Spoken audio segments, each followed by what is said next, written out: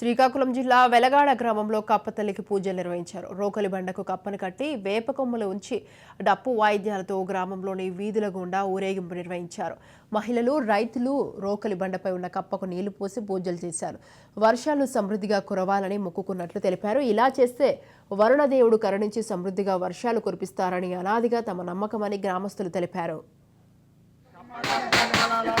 Yeah,